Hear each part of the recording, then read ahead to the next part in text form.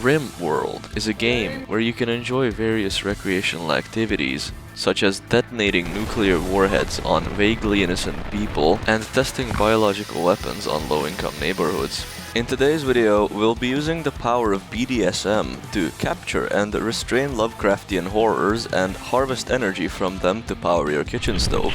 This time, we'll only detonate nuclear bombs on anomalous entities because we're playing with the Anomaly DLC. I've prepared a diagnosis sheet for myself for what qualifies as an anomaly, and if you happen to meet the criteria, then you better be ready to receive enough ionizing radiation to emulsify your skin. Our goal is to imprison and study at least one of every capturable entity from the DLC. Can I successfully populate the dungeons of Anomaly Corporation? Or will the savage world of RimWorld stop me in my quest to save the world from these freaks of nature? There's only one way to find out. I picked these beautiful marble hills as our headquarters location. Our starter colonists are Andres, our head researcher and occultist, Annabelle with double passion in construction, Johan, our medic with goated shooting skill, Roxanne who will keep the animals in check, and Wes, our agricultural mastermind. There's also a cat and a dog whom I wouldn't normally mention, but this time they were actually really helpful. After painstakingly creating the same apparel, drug and food policy I use every game, we spent the first night digging into the mountainside while I looked around in search of the monolith, the main structure the entire DLC revolves around. I found it at the top of the map where it was spewing out blood and corpses of people who died 3 years ago. Oh yeah, this is a great sign, I love it. After carefully inspecting its description and behavior, from what I understand, the monolith is a manifestation of the Twitter hive mind, because its primary goals include doxing your home address and killing you in your sleep. Who is it doxing your location to? These nasty creatures that are surprisingly well arranged in this codex. They are all grayed out for now, but just by the silhouette, you can tell that you wouldn't want to encounter them in a dark alleyway. There are 3 tiers: Basic, Advanced, and the Awakened tier. The monolith starts off in a dormant state, but it can be activated on demand by sending someone over to it. Before I jump headfirst into interspecies genocide and getting my organs harvested by a satanic cult, I wanted to establish the basics of society. Well, we managed to construct a kitchen, a dining room, and something resembling a walk-in freezer before getting raided by a person with stage 4 cancer in their right leg and another guy with coronary artery disease. It is safe to say they did not make it very far. I named our faction Anomaly Corporation and the settlement Facility X394 as a prediction that nothing will go wrong. I laid out plans for both the rec room and the lab. Once the construction was complete, we immediately began researching machining and gunsmithing. If I'm going toe-to-toe with the most eldritch creatures the void has to offer, it's certainly not going to be with these pissy little revolvers. They are great at decommissioning.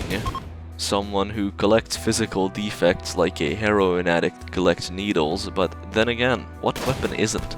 Anyway, a slaver approaches, and while their collection is relatively ass, Harmony has pretty good stats, so I bought her and started to recruit her.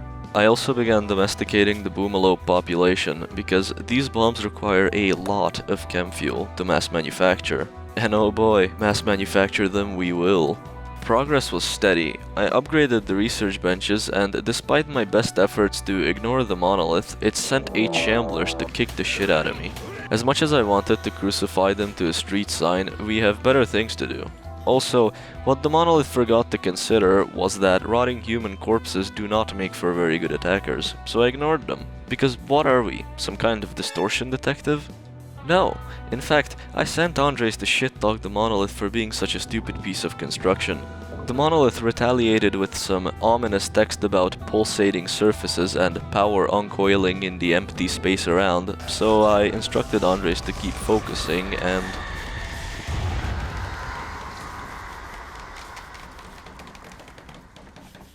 If that's not spooky, then I don't know what is. Andres made the grand realization that the monolith is just a door between realities and isn't the source of all my misery. Now that the monolith has been woken up, we got access to the entity codex that I mentioned, a whole new research tree, and studying the monolith itself for dark research. Almost immediately, a grey mist began to envelop the entire map, and 2 flesh trees sprouted next to this ancient danger. The trees consume any corpse within a 5-meter range indiscriminately, and when they fully grow they can be harvested for twisted meat and bioferrite, a metal-like substance that when pressurized becomes extremely flammable. It's used for just about everything the DLC adds, ranging from floor tiles to flamethrowers and lobotomies. It's time to deal with those shamblers since they've been getting too close lately. We gunned down 7 of them and captured the last one. Andres wasted absolutely 0 time and immediately began ripping all the dark research out of it. When Vez was outside just minding his own business, he almost got his sight stolen by 2 sight stealers. Despite what I just said and their name, they do not violently rip out your eyes. What are you doing? Me? Just hanging around. They are only invisible to everyone until they're within aggravated assault range, at which point they reveal themselves. I chained both of them up in my basement as a temporary solution. Without any downtime comes a ghoul, to ensure I won't live to see tomorrow, but much to his dismay he's the one who won't be seeing anything ever again. I would have tied him up for study, except ghouls feel no pain, which means capturing them is a pain in the ass. More specifically, my ass. In fact, most of the entities in this DLC feel nothing. Out of the 13 capturable entities, only 6 can be apprehended as a matter of course, because 3 of the others will probably die in one shot. 3 of them feel no pain, and 1 is kind of fragile, but also not really. This leaves you with 6 entities where you don't have to gamble for a lucky headshot lobotomy to detain them. But anyway, back on track. I received a letter from another faction exclaiming that it would be super awesome sauce if I could accept some unspecified cargo. So in exchange for an advanced component, I said yes, like a normal person. It was a Revenant spine, and one glance at its minimum containment strength told me all I needed to know about it. This is a problem for future me to solve. The minimum containment required was 80. For reference, I don't even think we have 50 right now, so I smashed it for an Archotech shard, which can craft shard inhibitors.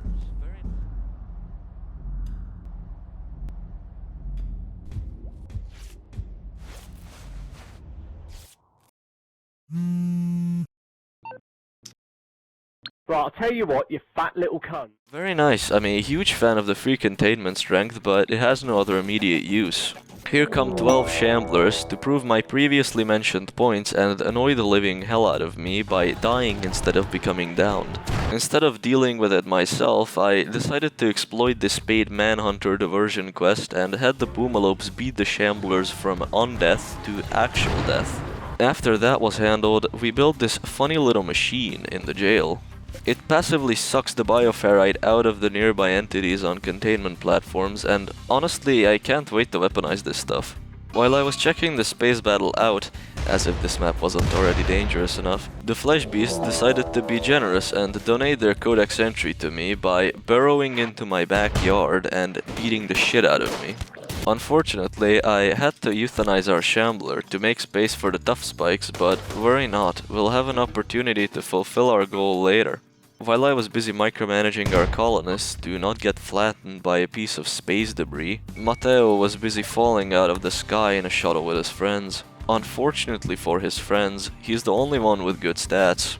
He strikes me as a Mechanitor type of guy, so the rest of the colonists performed a gang initiation on this Exostrider and summoned the mech ship. Out came 2 Tesserons and the Militor, but before they could barbecue the rest of my colony, we picked them off with the bolt-action rifles. Since Matteo was still a bit charred from the previous encounter, I sent the rest of the colony to investigate this distress signal. Everyone was already dead by the time we arrived, so I just killed the perpetrators and claimed the shard from one of their ballsacks. The following days were uneventful. We got our first tree harvest and began assembling the containment cells. An electrician named Kopecki was in the neighborhood and phoned me up to ask if a loc can come up in my crib. The answer was yes, because we're still short on manpower. Pritchard must have heard the whole thing unfold, because she pulled up, told me she's a perfectly normal, humanoid human being that can be trusted. All despite having 14 plus in all stats, ridiculous traits, and both backstories unknown. Thank you, Pritchard, that was very subtle. So I did what any normal person would do and immediately accepted her, because I would sooner listen to 50 Shades of Grey in public on max volume than turn someone away with 17 double passion crafting. And he comes violently inside me. Whatever, but I'm gonna need to give you a new name because that is unpronounceable. Holy shit. Andres explained to me that if we awakened the monolith, he could theoretically reach inside, sucker punch the machine intelligence, and turn that shit off, bringing an end to our collective suffering. I was expanding the base and checking out the new bioferrite weapons when the mechanoids dropped the raid on me. Imagine my surprise when I saw the 800-point threat letter and only these guys came out of the ship. I forgot I had a mod called Mechanoid Upgrades installed, and mechanoids can spawn with the upgrades. This Scyther in particular absorbed 90 kilos of lead before finally expiring. I was finally able to replace our shitty wood and chem fuel generators with a proper vanometric generator. They are very cool because they give you 5000 watts of power in exchange for absolutely nothing. Our recent advancements in base development include the bomb crafting station and this psychic ritual room. Whenever it gets boring, I can just send Andres over to hurl racial slurs into the void, forcing the monolith to send something to kill me. Well, it's zombies again, but in the form of a death ball. It was fine, since I'm not a negligent moron who leaves corpses in the open until a pit gate decided to open. Fellas, this quickly coalesced into a huge problem. I will inevitably lose the battle of attrition if I'm forced to deal with resurrecting waves of flesh beasts, so we're gonna take the fight to them and enter the pit. Down under the earth's crust, the flesh beasts were busy filling every crevice with their disgusting flesh and hiding rocket launchers in their ballsacks. Doomsday rocket launch? Are you fucking insane? Just like that? Okay. To collapse the cave, all we had to do was kill this dreadmeld, and after escaping the tunnels, I decided to do a little test on Amelia. Her reaction to getting flamed in the face was letting out a twisted scream, and apparently the fog is coming. 5 seconds later, the whole gang pulled up on my ass to break my kneecaps. Prime targets for the 350-pound bomb that's currently flying to their exact position. It proved extremely effective and we took the rest down with rifle fire. But wait, there's more. Here come the moderators of the war subreddit. Devourers are OP as hell and personally I fucking hate them. If we were to fight them normally, they could swallow and insta-kill anyone in 25 seconds, and it would most certainly end with me inspecting my scalp for grey hairs in the mirror. I instead elected to use them as military testing dummies for this 500-pound bomb, and they had a remarkably hard time resisting arrest with half their body missing. Much to my surprise, their minimum containment strength is higher than the Revi spine, but it's nothing a security door and an inhibitor can't fix. While I was examining their injuries, another shuttle fell out of the sky. Seriously, guys? This time I rescued Coffee. Backwards is E-fuck. And after brief convincing, she joined our cause. Emilia also made peace with the fact that I shot her with a flamethrower a few days ago and rejoined us. Still on a recruiting spree, I also imprisoned Olivier after we defeated him in a random drop pod raid. To progress with Mechanoder research, I summoned the Diabolus, killed him, researched him, summoned the War Queen, killed her, and before I could research her, 2 of my captives thought they could escape. I sent my valued employees to stop them. Unfortunately, the mortality ratio of a breach is rather high for the abnormalities, and not a lot of applications to willingly become my bioferrite slave have come in. The only application that has come in was this second mysterious cargo quest. Now, it has been about 10 minutes since I've done something profoundly retarded, so it's time to change that by accepting it. Surely it's just gonna be another Revi spine.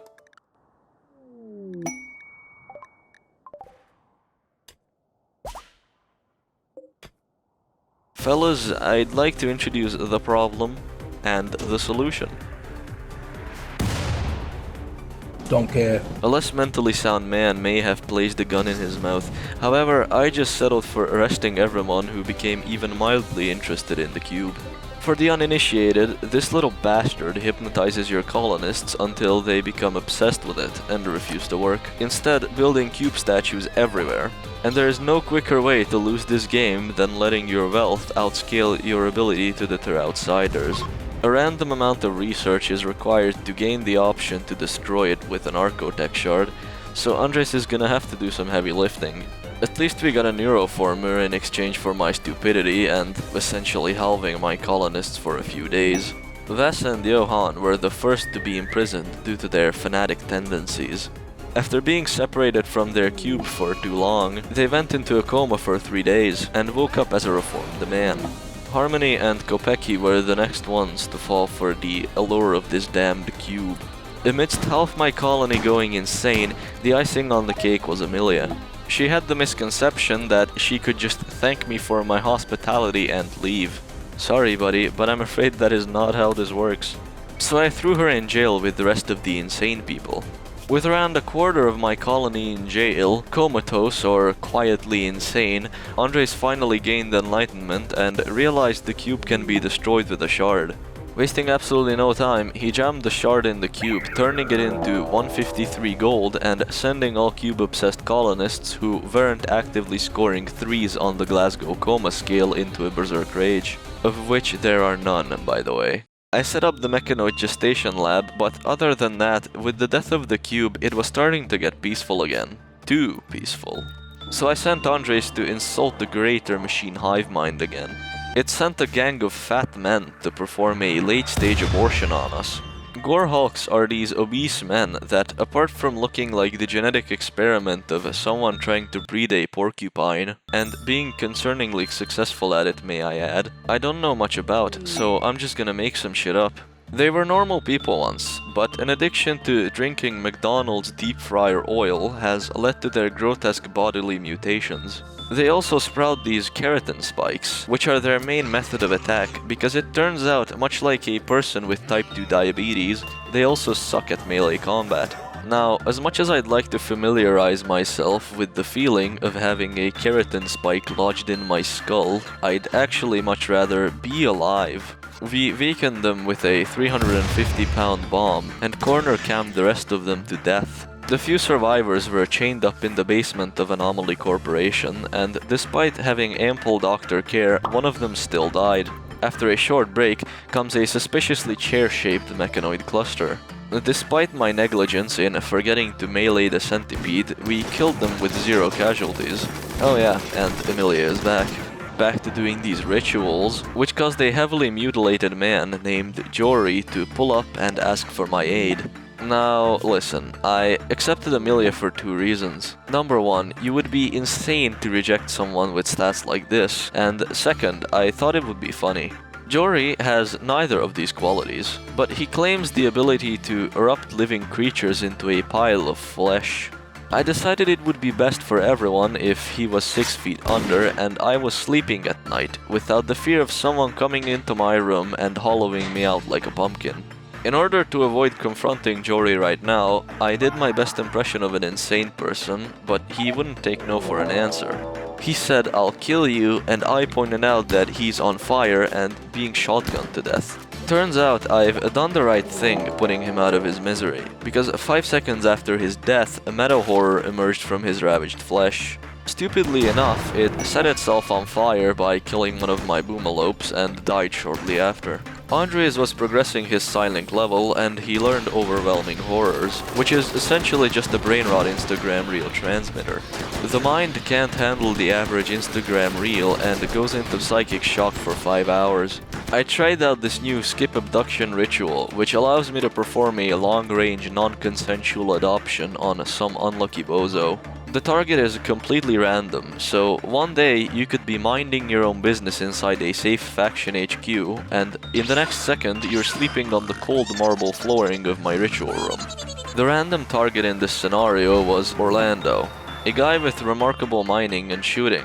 While Orlando is eeping on the floor, Andres performed another provocation ritual, because I need these entries and I need them faster. The next entry are the Chimeras. If you're wondering, being a half beast, half monster abomination does not protect you against flamethrowers. A few of them went into a vegetative state from the bullets in their brains and were put into the containment cells. Seeing the new tenants come in, the Devourer realized Rent was getting out of hand and tried to dip along with his Gorehulk friend.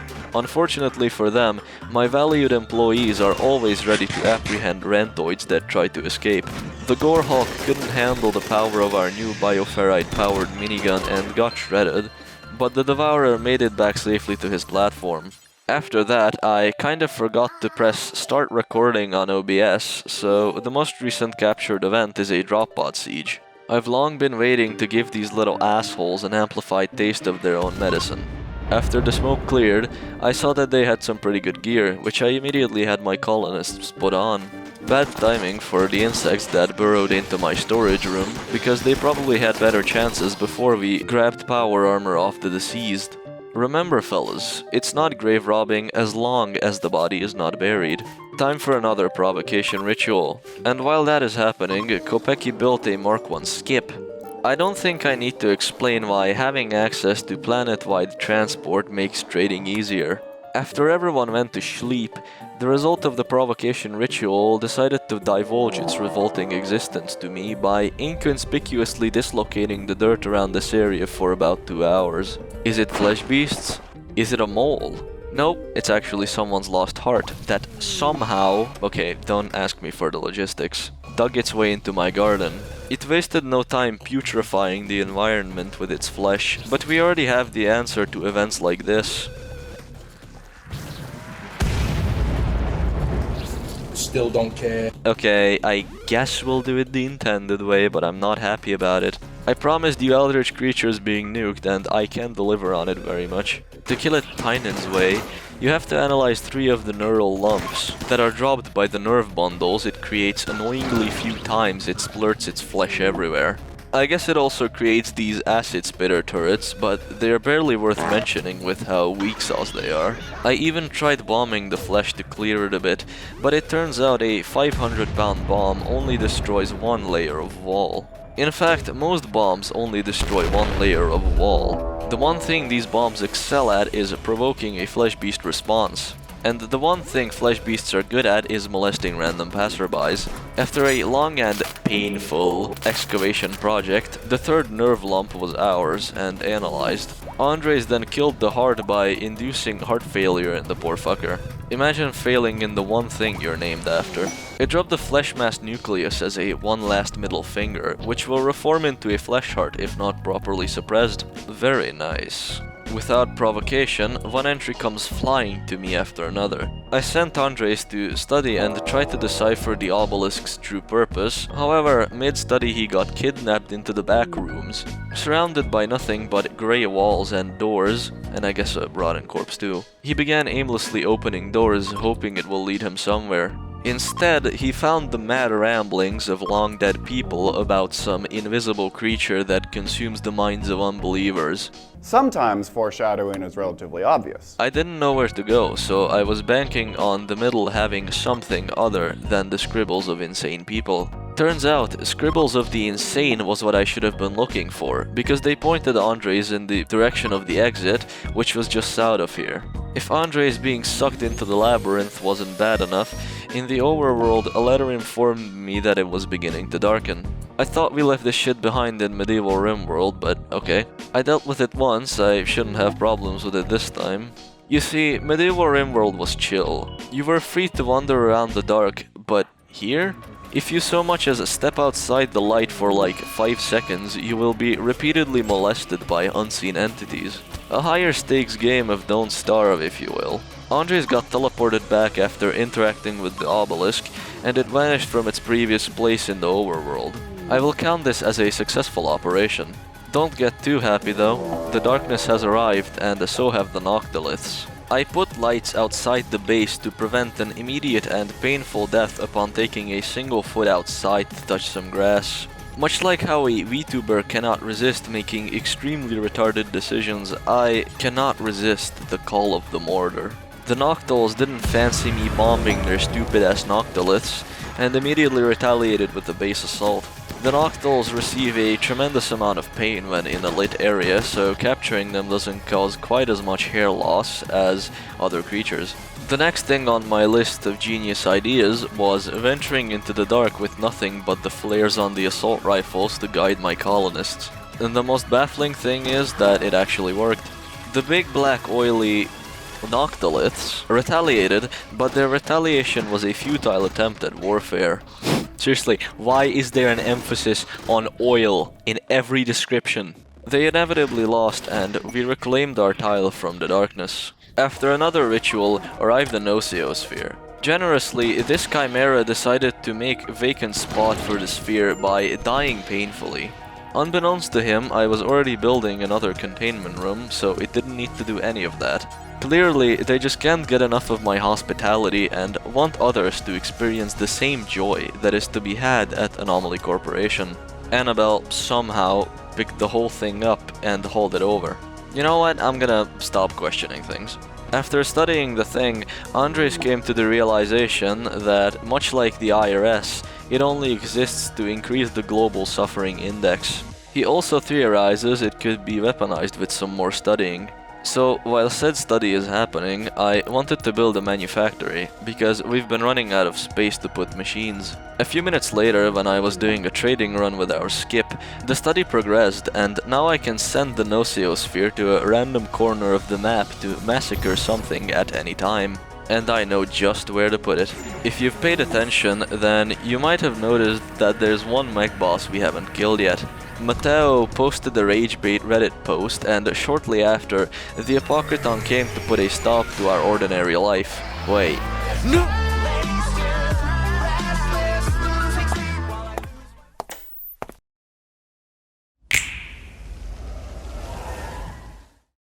That it soloed the whole fight makes me kind of concerned.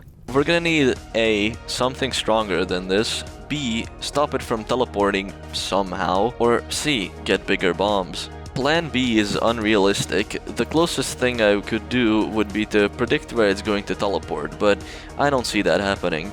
Plan C is our best bet, but before you become too hopeful regarding our situation, Amelia developed an unfortunate condition known as organ decay in her heart. Your chance of surviving this is about the same as getting shot in the head with a blunderbuss. I think this is an excellent scenario in which to use skip abduction. The unluckiest person in the planet award goes to Banastra. You can receive up to 3 organs from a human in RimWorld before they enter into a state of permanent protest against your organ harvesting practices, at which point I recommend relocating them to the bottom of a shallow grave. Sorry, buddy, but I've invested far too many resources into Amelia for her to die from some fuck-ass heart disease. With one problem solved, naturally comes another, in the form of a blood rain. This is the calmest event and probably the least eventful in the entire DLC. Oh, but that would just be too easy. Adding onto the pile of crises is Amelia with her new finding. A piece of human skin stained with metallic particles. There's someone among us who's infected with a metal horror. Well, the blood rain has paused, so at least we can get some fresh air while thinking on who could be the enemy in disguise. While the colonists ruminate on that, comes a second Diabolus to finally end the Noceosphere.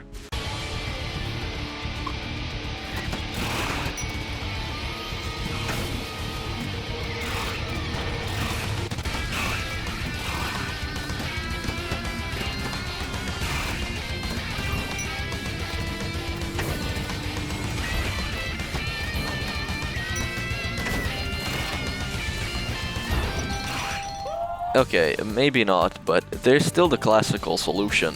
Remember what I said about prediction? Turns out it's not that hard, since the sphere always teleports towards the nearest living creature, and on death it dropped some fat fucking loot.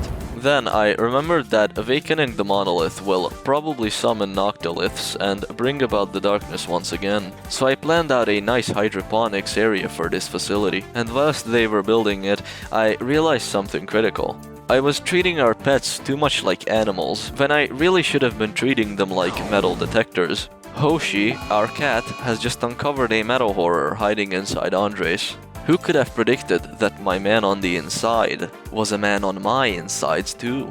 A quick surgical inspection will notify the metal horror that the jig is up, at which point it will violently burst out of the colonist. It too did not survive the power of the Cyclone minigun. Okay, I'm getting real tired of chimeras, and hopefully this 1,000-pound bomb will properly convey my hatred to them, so that they will never visit again. But I'm not allowed even a moment's rest. The mechanoids can't get enough of being sexually humiliated in battle and keep throwing themselves at me and my bombs. They had the courtesy of being the testing grounds for this 4,000-pound bomb.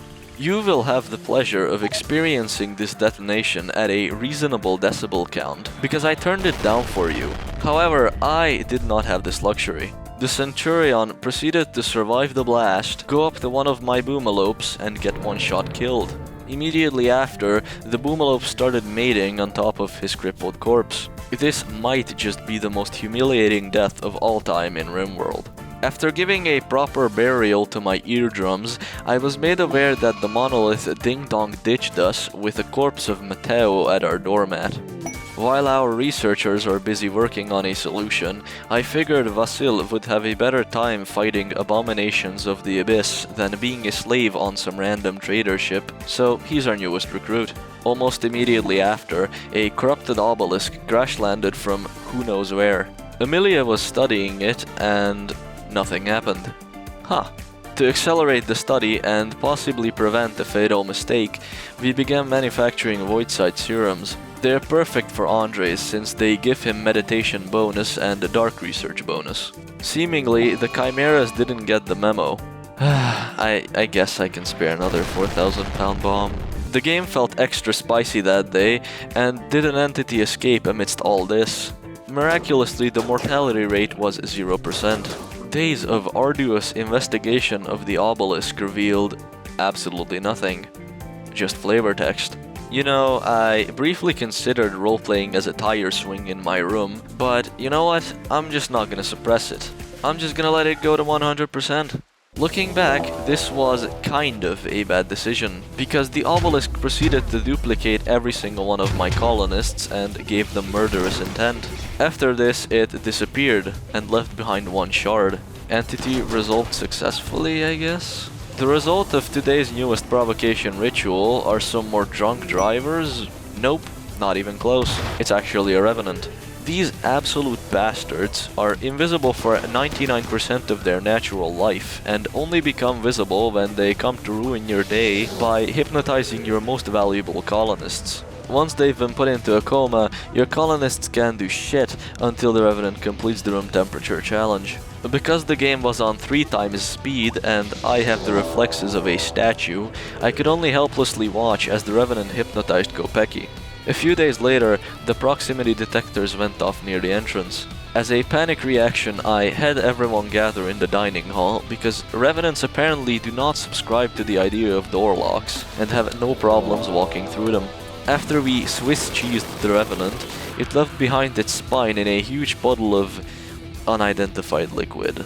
I was contemplating how on earth we're gonna chain a spine to a containment platform when it reformed itself in a single second. Simple enough, I guess. I would rather clamp 2 car batteries onto my nuts than do that again, so let us reinforce these pissy little containment rooms. There, now that's better.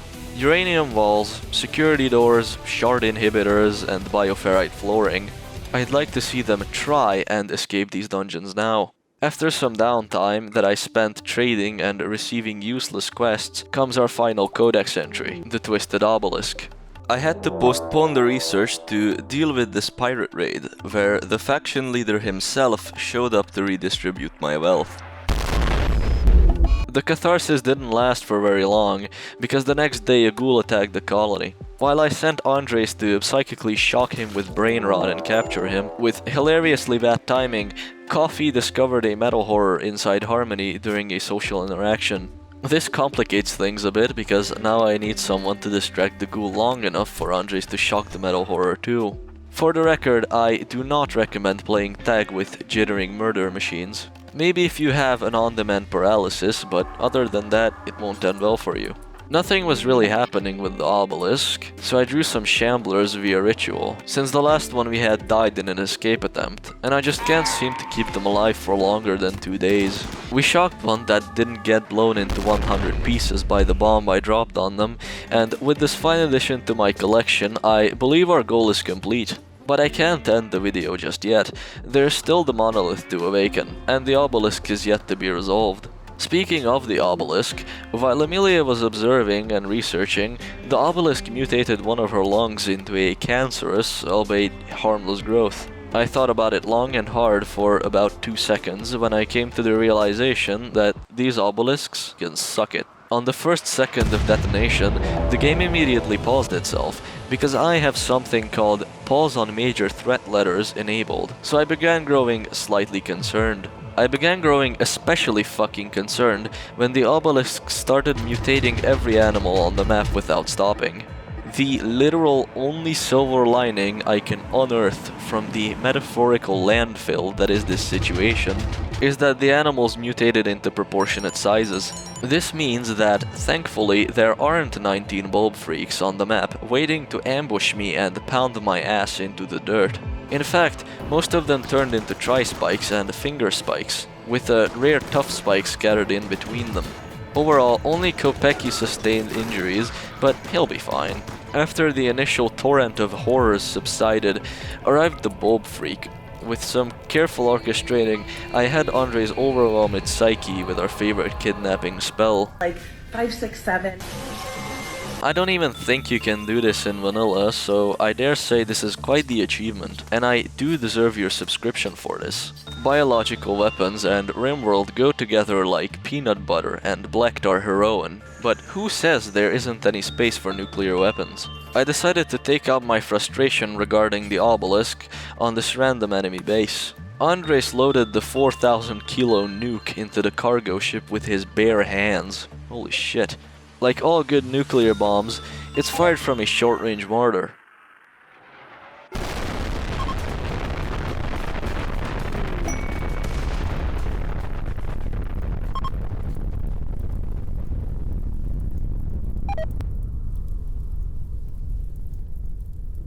Interesting visual glitch aside, that was glorious and I'm ready to continue, since I have to get ready for a lawsuit. The trading company that sold me Vasil did not say a goddamn thing about a parasite hiding inside him. Annabelle sure did though, so she will be receiving a raise accordingly. At this point, I began suspecting that they might share a hive mind because they are all equally, pathetically, and ironically susceptible to dark magic. Anyway, I guess there's nothing stopping me from initiating the awakening.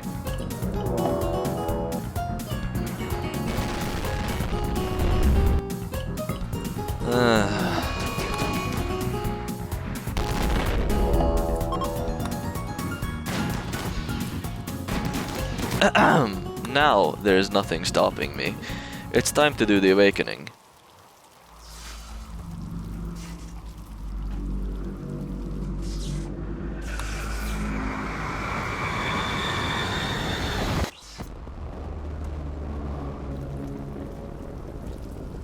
I realize this moment may not be the most convenient for a heart-to-heart. But before we awaken the monolith, I'm going to intrude upon your viewing experience for a second. I admit I'm kind of a lying sack of shit. I said I would pull from the comments for names, but as you can see that didn't really happen, so my bad. I'll be doing that in the next video for show. If you want to see yourself in RimWorld Randomizer, leave a comment about whatever you want. I appreciate the comments on the previous video, by the way. Thank you to everyone who said something nice. Now, back to the content. After awakening the monolith, a darkness enveloped our tile like I predicted, and freaks of nature began swarming every unlit square inch of the map. Void structures began to appear, and I was notified that their activation is crucial to progress to the next phase. Issue is, there's about 5 to 7 metal horrors surrounding every void structure, and they're all enveloped in darkness. If I send someone to activate them, they will be most certainly molested by the Noctols or the metal horrors. I really hoped it wouldn't come to this, but I've been saving the speed side trainer in case something like this happened. Immediately after, all manner of freaks began swarming the entrance. Cutting it just a little closer, I looked up only to find the flesh beasts have begun their career in freelance demolition in my fridge. Gore hulks, noctols, and metal horrors frequently wandered near the entrance, so I stationed our lancers there as guards. I also outfitted them with acid synthesizers, given that most of the threats are organic. It was extremely effective, something about the 18 molar sulfuric acid liquefying their organs, I don't really know. Conveniently, the acid synthesizers can be reloaded with the same meat that is produced by the nucleus. Anyway, now that there isn't a flood of monsters on the map, Andres activated the first void structure. And then came another wave. I had some downtime to recharge the lancers, but soon we'd have to repeat this with the second void structure. After activating it, I was made aware that the darkness will intensify in a few hours, and more structures will appear. We handled the second wave no problems, and I still had remaining hours to do corpse cleanup. The darkness is here, along with 3 new structures. The next few days looked something like this. Bomb one of the void structures, bait the metal horrors, station every able shooter near the entrance, somehow miss with 18 shooting, end up in the hospital, recover in the hospital, repeat. But one wave in particular pissed me off the most. You see, these deformed mouth breathers are so tragically ineffective that they would rather roleplay as a demolition crew than attack the person shooting at them from like 5 meters. Not only did they break the walls, they filled the base to the brim with rotting corpses. This almost made me slam my head through the drywall. I'm getting tired of the 5 instances of rotting corpse debuff that every single one of my colonists are experiencing, and averaging like 9 swears per sentence, so let us progress the monolith. After the final activation, there is 1 hour left until the monolith fully opens, so I prepared for the worst. My intuition was right because metal horrors came swarming the hallways. After a short and one-sided fight, the monolith is left defenseless, and all that's left to do is for Andres to step through the doorway.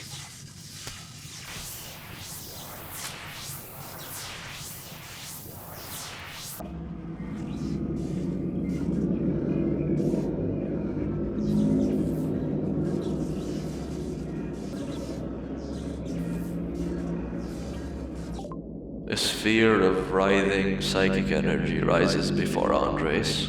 Andres feels a presence inside his mind, deeper than any normal human sense. He stands on the shoreline of an infinite black ocean. Nearby Archotech devices support the sphere along fragile connections. Andres could disrupt them, closing this link between worlds, or he could step into the sphere and merge with the void. No, I've come far too long for you to be corrupted by power now. Go ahead and disrupt it.